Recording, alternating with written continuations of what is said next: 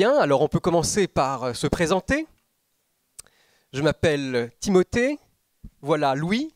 Nous allons ce soir être un peu les responsables des transitions pour introduire les différentes étapes de la soirée, pour vous rappeler le programme, vous rappeler également un certain nombre de consignes du vivre ensemble pour notre temps de conférence, de messe, puis de cocktail.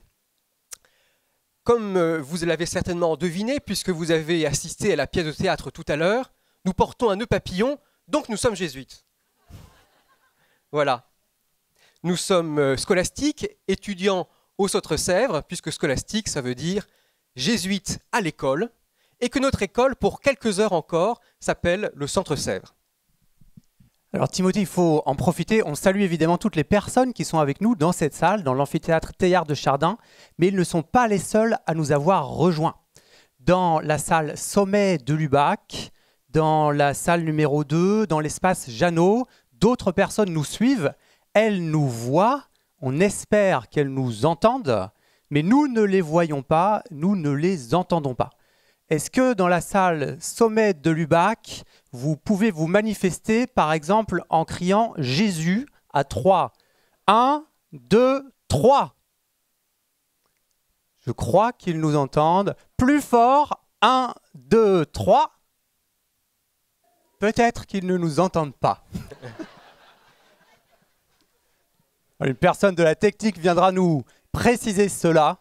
Mais en tout cas, bienvenue à eux s'ils nous entendent. Alors cet après-midi, nous avons déjà vécu un certain nombre d'activités. Nous avons eu droit à des disputations, à une pièce de théâtre, des présentations de thèses, des présentations des trésors que renferme la bibliothèque du Centre-Sèvres. Mais ce n'est pas tout, puisque nous entamons notre deuxième partie de programme, dont nous vous rappelons le programme immédiatement. Alors, nous avons incessamment sous peu le témoignage de deux des pères fondateurs du Centre-Sèvres, les pères Paul Valadier et Jacques Trublet.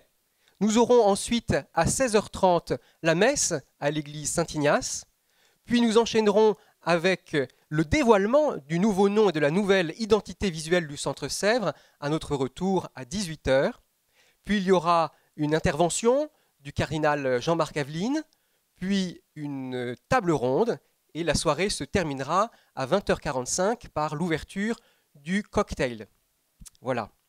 Vous avez évidemment toutes ces informations qui sont reprises sur les feuillets que nous avons distribués à l'entrée. On vous rappellera évidemment les horaires au fur et à mesure. Quelques dernières consignes avant de laisser la parole à nos invités. La première, vous la connaissez, elle est classique, on la répète dans tous les endroits, théâtre, cinéma, opéra. C'est bien sûr de couper vos téléphones portables, s'il vous plaît. Et la deuxième consigne, c'est d'éviter les déplacements pendant les temps d'intervention. Voilà, il y a des pauses assez régulières entre les différents temps de l'après-midi et de la soirée. Donc veillez à anticiper vos déplacements et pendant le déroulé des conférences, des interventions, des témoignages, de rester à votre place, sauf bien sûr cas de force majeure. Nous cédons la parole à Pierre de Vial, scolastique jésuite, lui aussi étudiant au Centre-Sèvres, pour nous introduire à ce premier temps de cet après-midi, le témoignage de deux des pères fondateurs. Voilà, donc comme vous l'avez sans doute deviné, je ne fais pas partie des pères fondateurs. Mais voilà, nous nous proposons ce temps pour, en quelque sorte, faire un retour aux sources, alors que nous sommes à l'aube d'une nouvelle ère pour le Centre-Sèvres, ou plutôt pour le futur centre d'études des jésuites et autres étudiants à Paris. Mais avant d'aller plus loin, je propose de présenter nos deux compagnons. Donc d'abord, Paul Valadier. Paul, tu es jésuite, prêtre, docteur en philosophie et théologie. Tu as fait ta thèse de doctorat avec Paul Ricoeur sur Nietzsche et le christianisme. Et puis tu as longuement enseigné au Centre-Sèvres. Et peut-être enseigné la philosophie morale et politique, l'histoire de la philosophie, Maritain, Nietzsche, Machiavel, entre autres. Et puis surtout, et c'est peut-être ce qui nous intéresse encore davantage pour ce temps, tu as été préfet des études du premier cycle. En fait, tu as été le premier préfet des études du Centre-Sèvres. Et si je ne m'abuse, tu es à l'origine, peut-être pas seul, mais en tout cas à l'origine du cycle intégré, de cette nouvelle formule. Et puis, à côté de ça, dans un parcours bien rempli, tu as été directeur des archives de philosophie, rédacteur en chef de la revue Études, et puis tu as de nombreuses publications, entre autres Éloge de la conscience, et puis plus récemment, puisque tu continues d'écrire encore, Bien heureux sommes-nous d'être minoritaires, qui est paru l'année dernière. Voilà. Et puis Jacques, tu es jésuite également, rentré 5 ans après Paul dans la compagnie. On peut dire que tu as reçu la formation classique et un peu plus, puisque tu as fait des études spéciales en Bible, à Cambridge et à Jérusalem notamment, mais non pas en vue d'enseigner dans un scholastica, donc davantage dans une perspective pastorale. Et d'ailleurs, tu as été envoyé en pastoral à Lille, avant d'être rappelé d'abord par Paul pour enseigner un peu au Centre Sèvres, et puis par le provincial de l'époque, Henri Madelin, pour prendre le poste, pour succéder à Paul comme directeur du premier cycle. Donc tu fais partie de la 2e génération des pères fondateurs. On peut dire que tu es comme les Irénée de Lyon ou les successeurs des apôtres dans cette succession. Voilà, et puis tu as enseigné aussi l'Ancien Testament à Sèvres, les Sapientiaux, les psaumes, et puis tu as publié également dans ces domaines. On peut citer par exemple Approche poétique et théologique des psaumes, que tu as publié avec Jean-Noël Aletti. Bon, et puis à côté de ça, encore une vie bien remplie d'apostolat, entre autres aumônier de gendarmerie, animateur de sessions de couple, et puis tu as enseigné aussi au Bernardin. Voilà, et puis actuellement, tu travailles sur l'herméneutique d'Ignace dans les exercices spirituels, c'est-à-dire la manière dont il aborde la Bible. Voilà, donc vous ayant présenté Paul et Jacques, peut-être qu'on peut resituer un peu ce temps qui s'ouvre. Voilà, on arrive 50 ans après la création du Centre Sèvres. Il y a sans doute une nouvelle période qui va voir le jour. Et peut-être l'enjeu de ce temps, c'est pas tellement d'avoir des repères chronologiques sur la création, mais de sentir un peu le contexte de cette création, les contraintes auxquelles vous avez été confrontés, et peut-être aussi les intuitions qu'elles ont permis d'émerger, de faire émerger, qui font que ce que le Centre Sèvres est aujourd'hui. Alors on peut dire qu'il y a un peu deux champs majeurs dans ces intuitions. Il y a la dimension pédagogique. Je parlais du cycle intégré, peut-être qu'il y en a d'autres et vous pourrez nous en parler. Et puis, une autre nouveauté à la création du Centre Sèvres, je crois qui est advenue quelques années après, c'est l'ouverture à d'autres religieux, à des laïcs, à des femmes, et aussi, enfin, ça c'est pour les étudiants, mais c'est aussi vrai pour les professeurs.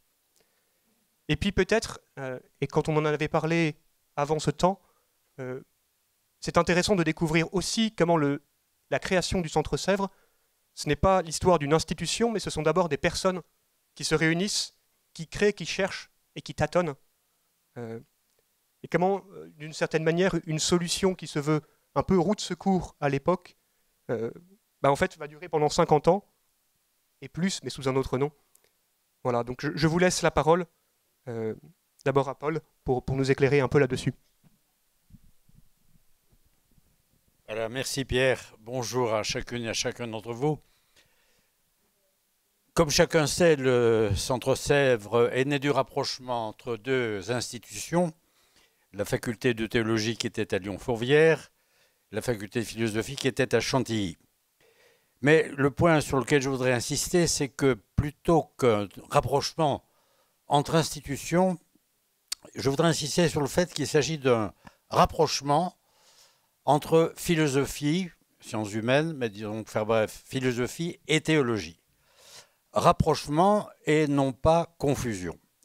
Alors la raison de ce rapprochement, c'est qu'à l'époque, beaucoup de jeunes jésuites étaient séduits par la philosophie, qui était en effet très remarquable à Chantilly, un peu dans l'Union hégélienne, mais du coup n'accrochaient pas ou mal avec la théologie qu'ils trouvaient trop dogmatique, affirmative.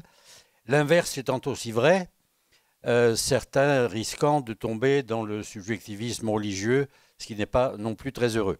Donc l'idée, c'était de rapprocher, non pas de confondre, mais de rapprocher philosophie et théologie, en sorte que les étudiants s'aperçoivent que, loin d'être opposés, loin d'être ennemis l'un de l'autre, ils sont nécessairement complémentaires.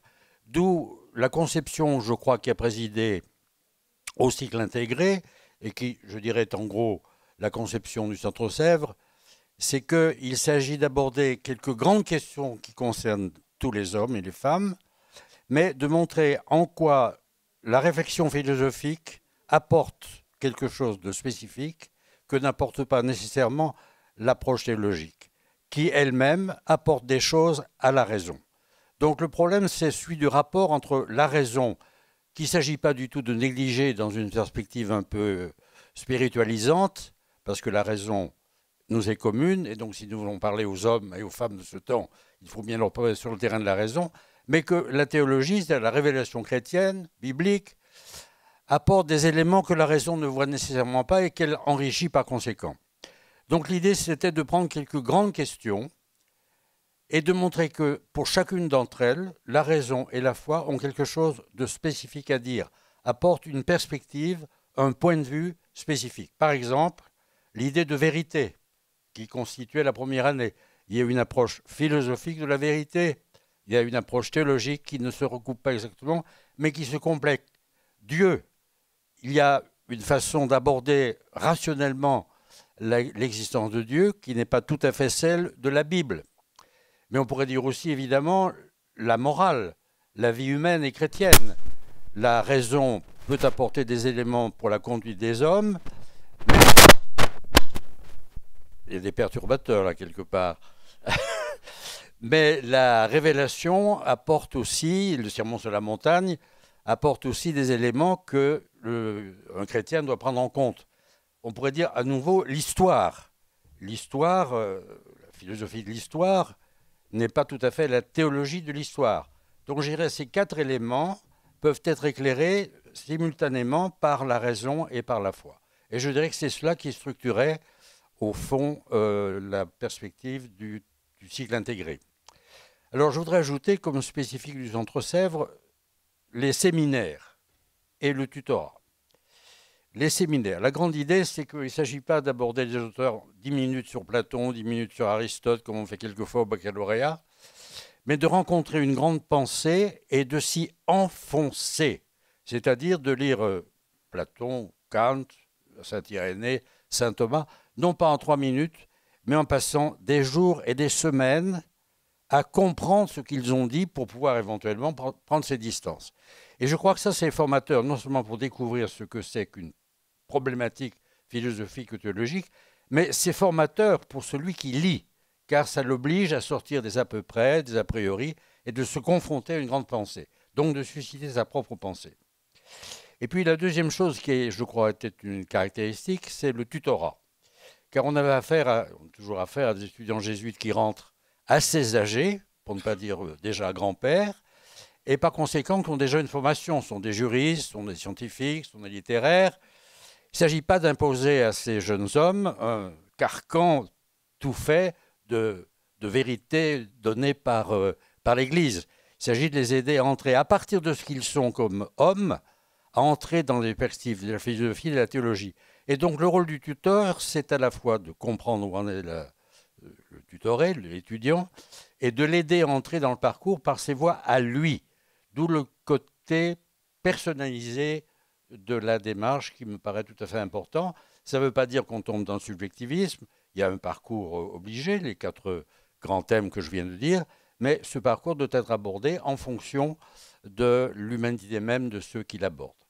Voilà, alors je dirais, et je conclurai dessus, que cette perspective suppose un corps professoral qui est d'accord sur ces grandes visées.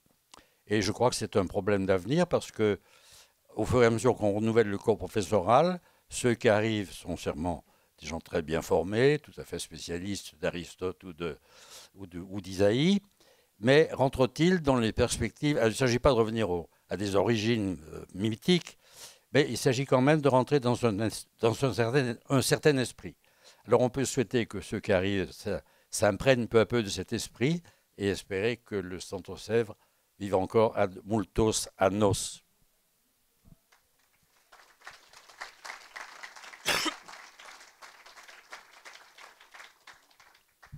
Merci beaucoup, cher Paul. de nous avoir donné, de sentir un peu cet enjeu de rentrer dans une pensée, de s'y confronter, de s'y enfoncer, et puis de voir aussi peut-être un changement dans le profil des étudiants qui sont arrivés à Sèvres en l'occurrence, avec un bagage peut-être plus fourni. Jacques, je te donne la parole pour la deuxième génération et la succession apostolique. Alors j'arrive au Centre Sèvres en 1980, je n'y connais strictement rien et je passe cette année sabbatique à suivre un peu le cours ou les cours qu'on donne au Centre Sèvres et à m'initier à la pédagogie que Paul avait mise en place. La période dont je vais vous parler, elle va de 1980 à 1987. J'ai pris ça comme repère puisque c'est l'époque où je suis directeur du premier cycle. On pourrait résumer cette période avec deux tendances, une mise en place des structures institutionnelles du centre, et vous allez voir que c'était un travail qui était nécessaire, et ensuite ce que j'appellerais le surgissement de nombreuses propositions originales et diversifiées, comme l'indiquait le logo du centre. Ça part dans tous les sens, mais il y a des initiatives qui naissent de partout. Le chancelier du centre, comme vous savez, est le père général, le vice-chancelier est le provincial, et à l'époque c'est Henri Madelin qui va être provincial de 79 à 85, et le président du centre s'appelle Jacques Gélard, et ils vont permuter au milieu de mon mandat, l'un va devenir provincial et l'autre directeur du Centre Sèvres. Trois questions institutionnelles à régler. La première, c'est du côté de la compagnie. C'est moins connu, mais à cette époque-là paraît ce qu'on appelle les normes générales de la formation. Et à Rome, ils sont très intrigués par le fait que nous fassions philosophie et théologie ensemble. Ça les intrigue tellement que Henri Madelin me demande d'aller à Rome rencontrer le père McGarry, qui était responsable de la formation, pour lui expliquer ce qu'on faisait et la pertinence un peu de notre concept. Je crois que je l'ai à peu près convaincu, puisqu'il nous a laissé continuer dans cette ligne-là. Et une des choses qu'il m'a dites, ainsi que le père Arroupé, voyagez beaucoup et regardez ce qui se fait ailleurs, ça peut vous instruire. Premier point donc réglé, avec la compagnie, on a un peu le feu vert de faire ce cycle intégré de manière institutionnelle. Deuxième point assez compliqué, et il y en a dans la salle qui ont vécu la chose, c'est conformément à Sapientia Christiana qui est sorti en 1979, on doit rédiger des statuts. Or, ces statuts supposent au préalable une convention passée avec l'Institut catholique, et dans cette convention avec l'Institut catholique, il y a une restriction par rapport aux étudiants qui peuvent venir à Sèvres. On ne peut accepter que des religieux ou des instituts religieux, mais on ne peut pas accepter ni de séminaristes, ni de prêtres, ni de laïcs. Et donc, il faut négocier tous les 6 mois cette convention, et je peux vous assurer qu'un certain nombre qui ont vécu ces rencontres les ont trouvées quelquefois difficiles et pénibles, parce qu'il fallait passer un petit peu en force. Quand il s'agissait de congrégations religieuses, vous n'avez pas trop de problèmes. Quand on est arrivé aux laïcs qui n'étaient ni religieux, ni en quelque sorte d'un institut religieux, c'était le cas d'Odile Flichy, qui a posé un problème énorme dans l'acceptation de sa candidature à Sèvres.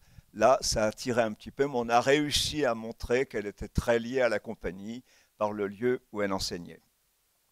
Troisième point important qui a été réglé de manière institutionnelle, grâce à Henri Madelin également, c'est la naissance en 1984 de la Fondation de Moncheuil, parce qu'il faut quand même alimenter la caisse du Centre Sèvres, parce que la caisse des séminaires ne suffit plus.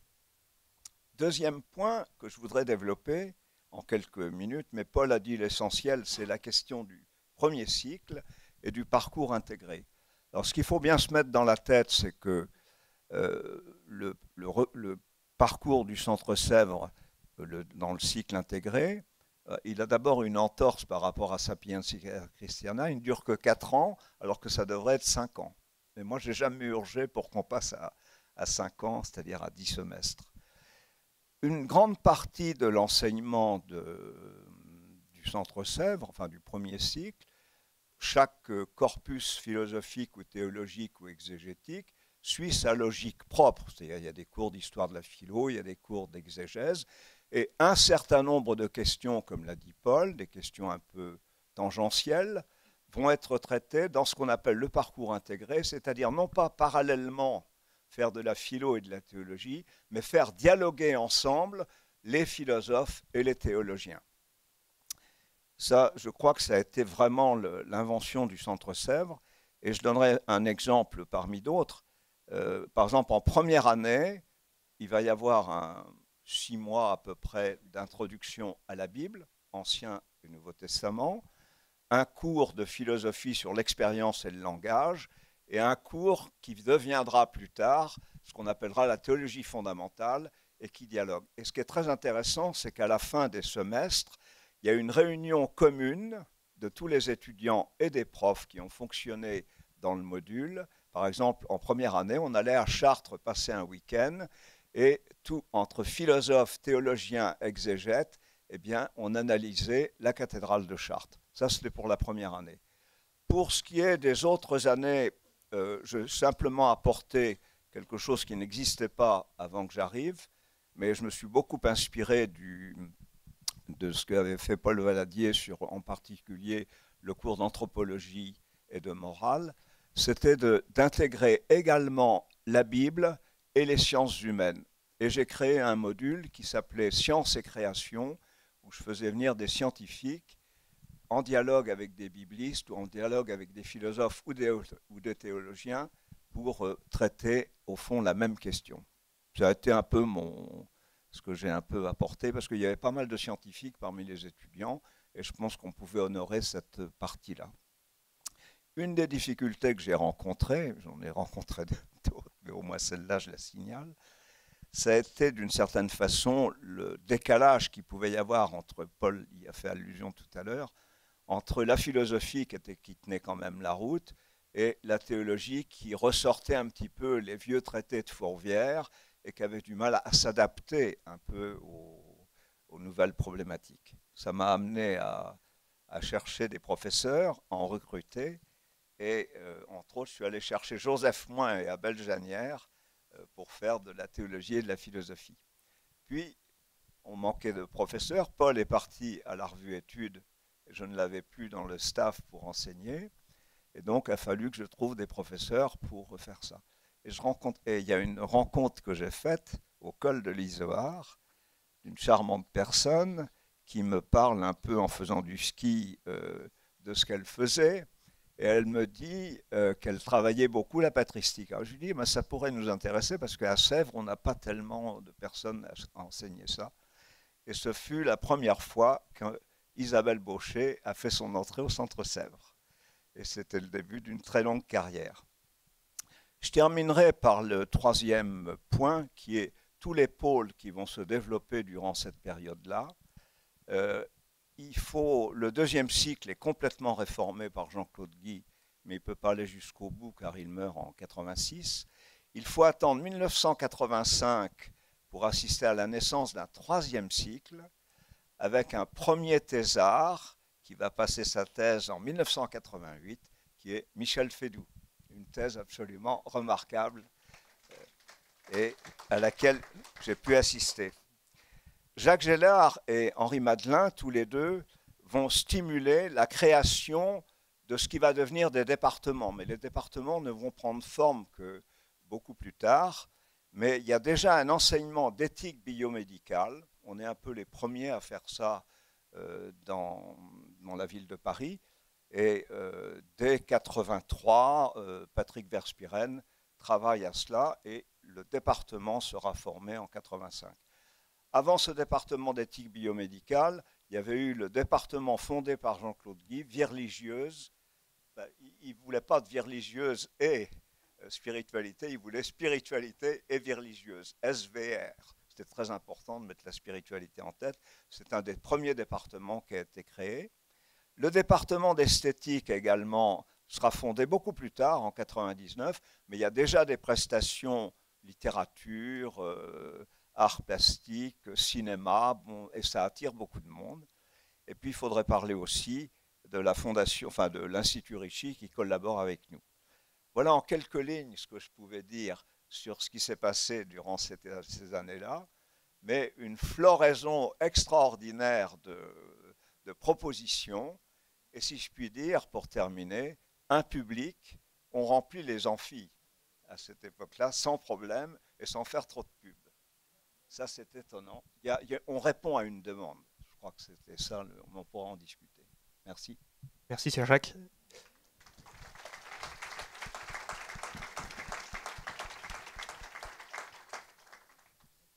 Une diversification des formations et puis aussi des auditeurs, on peut dire, avec peut-être la difficulté par rapport à l'acceptation de l'Église, ou en tout cas par rapport voilà, à toutes ces nouveautés qui arrivent dans un contexte aussi où beaucoup de nouveautés apparaissent de manière plus générale.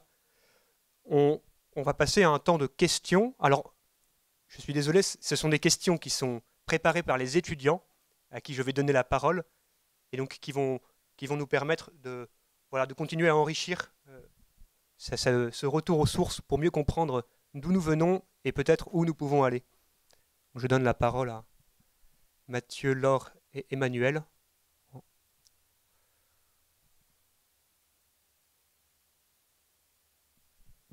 va commencer par le petit noyau et le lien à la compagnie. Merci beaucoup. Je suis, pour le dire sincèrement, impressionné d'être devant vous. Sérieusement, comme jeune jésuite, je suis en train de vivre ce moment avec beaucoup d'émotion. Merci beaucoup. Alors, je ne peux pas m'empêcher de poser cette question à vous, chers aînés. Je suis curieux de savoir comment est-ce que la compagnie, à travers les supérieurs majeurs, vous ont accompagné dans le déploiement de vos intuitions de départ pour la création de cette œuvre qui, si je comprends bien, n'était pas créée pour en fait durer. Et la deuxième question, rapidement, pour prendre en compte l'évolution du Centre Sèvres, je voudrais savoir, est-ce que vous vous reconnaissez dans la façon dont le deuxième et peut-être le troisième cycle se construisent du jour en jour et se déploient dans le cursus de la formation universitaire proposée aujourd'hui? Est-ce que vous vous sentez trahi ou vous dites, ah tiens, ils sont allés quand même un peu plus loin? Merci. Ah oui, merci Étienne. Moi, je m'appelle Emmanuel Koudangbe Dadjere, je suis jésuite tchadien. Merci. En deuxième cycle.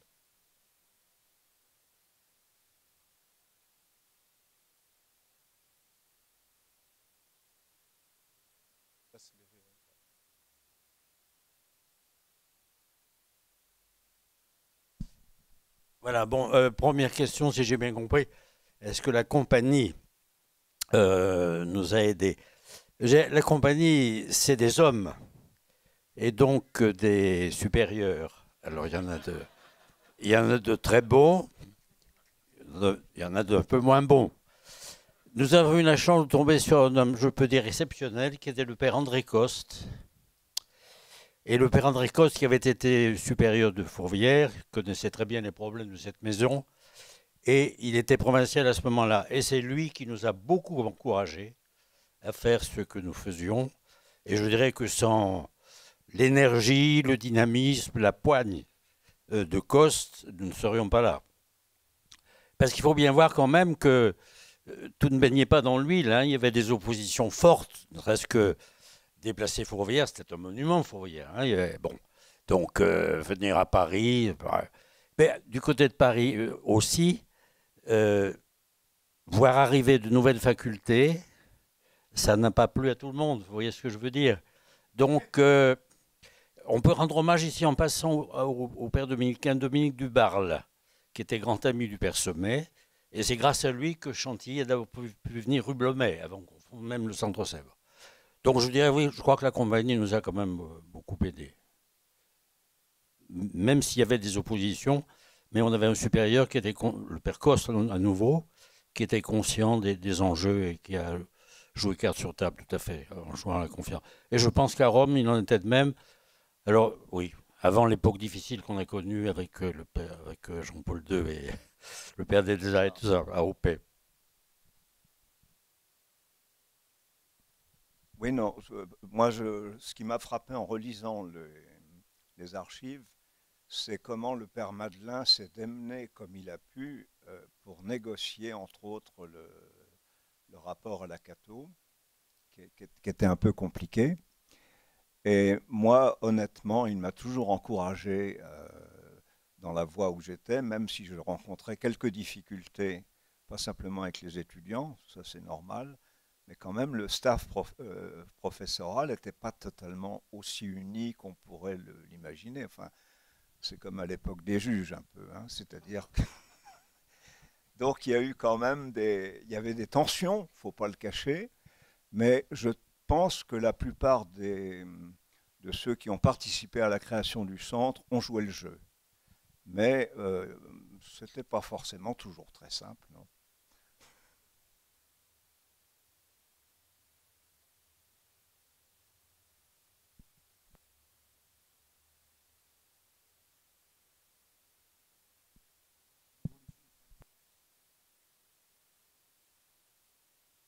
Alors, pour moi, le centre CEF, c'est un corps vivant. C'est-à-dire que j'ai fait évoluer les choses après Paul. Après moi, ça a pris d'autres directions. Et j'en suis très heureux. Parce que si ça n'est pas du tout figé, le centre CEF, il ne faut pas le mettre dans un musée.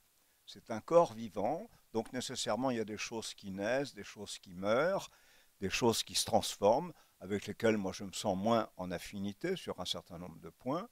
Mais ça, c'est tout à fait normal. C'est la vie. Oui, moi je dirais la même chose que Jacques, hein.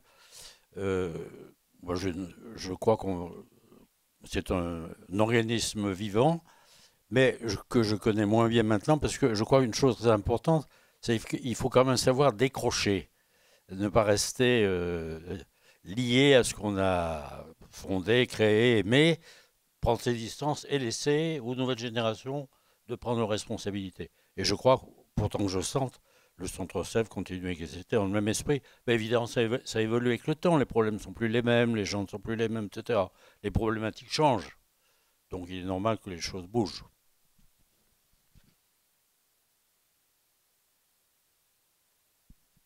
Merci beaucoup.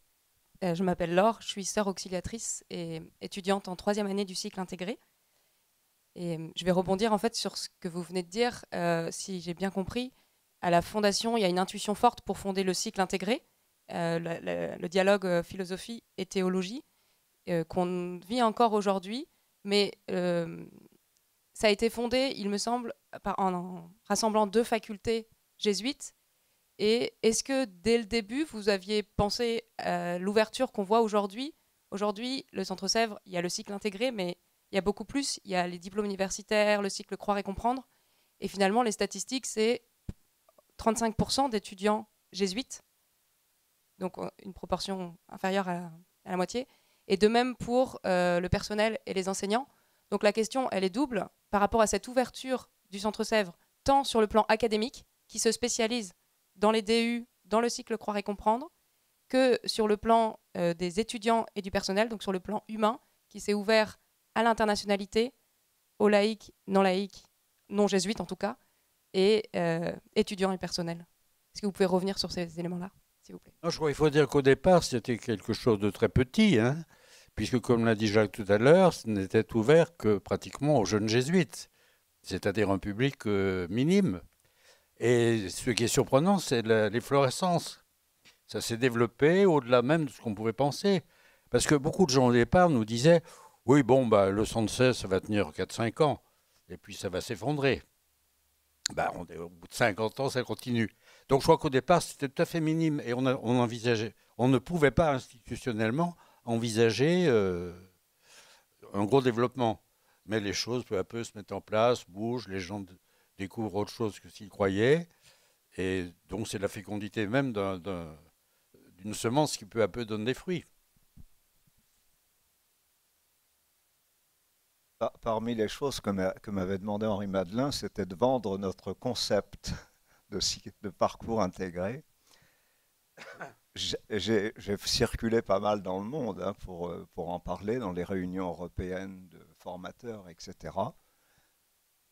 J'ai toujours senti une difficulté à comprendre ce concept de la part des Allemands, des Anglais, des Américains. comment vous pouvez faire de la philosophie et de la théologie en même temps? Bon. Et je montrais la pertinence de notre affaire, mais personne ne nous a jamais volé le concept.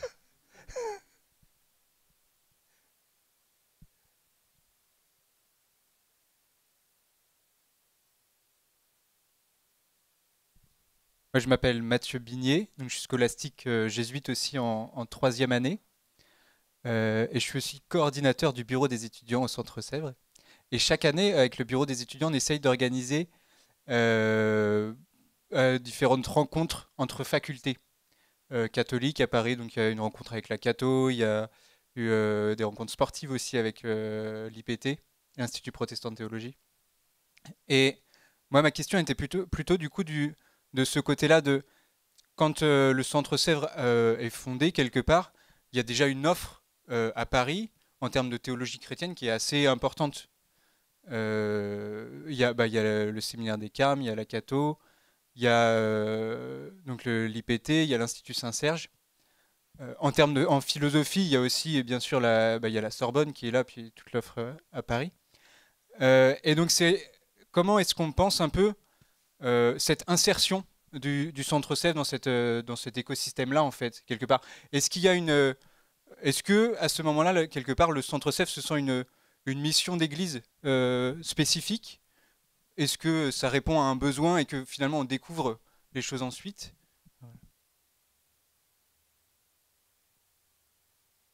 S'il doit répondre à cette question, oui, bien sûr que c'est un souci de rendre service à l'Église. Mais au départ, évidemment, notre arrivée ici a suscité beaucoup de méfiance. Et ce qui est étonnant, c'est le renouvellement du public. J'ai enseigné aussi tout à fait au début à la formation C à la Catho, qui donne une licence aux laïcs pendant 7 ans. Et le père Coudreau, qui a été le fondateur, disait « ça va durer quelques années, puis le vivier va s'éteindre ». Or, le vivier ne s'éteint pas parce qu'il y a toujours de nouvelles générations. Donc, il y a de nouveau des demandes. Il y a les vieux qui disparaissent, et puis il y a des jeunes qui apparaissent. Donc, je crois qu'il ne faut pas s'illusionner. Le vivier est certainement limité. Paris, c'est après tout quelques millions de personnes, mais c'est une population qui se renouvelle, puisque on va au cimetière, et puis il y en a d'autres qui naissent. Je réponds mal, mais... Non, que ce soit un service d'église, ça sûrement. Ça sûrement, parce que on était déjà dans une période un peu j'aime pas le mot, mais disons de crise, parce que la fin de Fourvière a été quand même pénible. Donc, c'était après, oui, pas mal d'événements dans la société française comme dans l'Église. Et donc, c'est une période tourmentée, de tempête. Mais c'est aussi une période de fécondité, si vous voulez. En même temps qu'il y a des tempêtes ou des crises, il y a des opportunités. Le problème, c'est de ne pas se laisser accabler par les crises, comme on le fait un peu trop aujourd'hui en disant « c'est foutu, l'Europe est morte ». Enfin bon, peut-être, mais en même temps, c'est la condition pour que quelque chose de nouveau se crée. Mais si on se laisse accabler par le pessimisme et le nihilisme, alors évidemment, on ne crée rien. Par rapport à la question que tu poses, par rapport à l'ensemble parisien des propositions qui sont faites, on a des points forts, à savoir l'accent mis sur la vie religieuse. C'est-à-dire, ça c'est quelque chose qui va attirer beaucoup les congrégations, pas simplement ignatiennes, mais beaucoup plus larges. Par exemple, les premiers à travailler avec nous, ça va être la Mission de France, les franciscains, enfin vous voyez, il y a toute une généalogie là. Bon, en revanche, on essaie de développer une certaine originalité. Par exemple, en exégèse, certainement on était moins historico-critique que la Catho sur un certain nombre de points. Bon, on était davantage branché sur des méthodes plus contemporaines. Mais c'était des petites...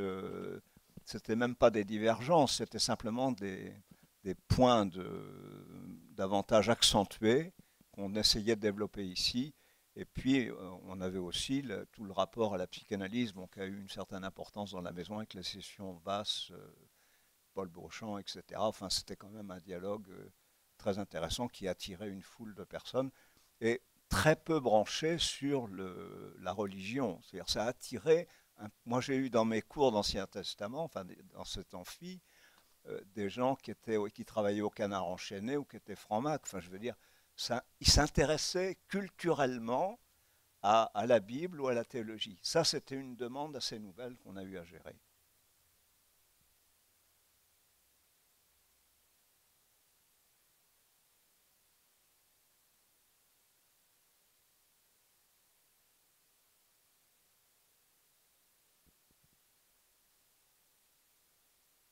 Je vais donner la parole à... Merci beaucoup Jacques et Paul. Un très très grand merci de nous avoir éclairés sur les sources du Centre Sèvres. Et puis je donne la parole à Étienne, qui a un petit mot à nous partager.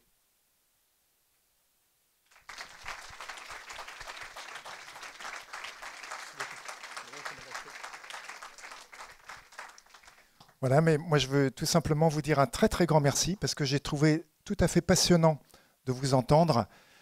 Et moi ce qui m'a frappé, c'est de voir à quel point, on pourrait dire, l'ADN du Centre Sèvres reste le même, avec ce souci de l'interdisciplinarité, du dialogue entre philosophie et théologie, et puis le souci de l'accompagnement des étudiants, avec le tutorat notamment.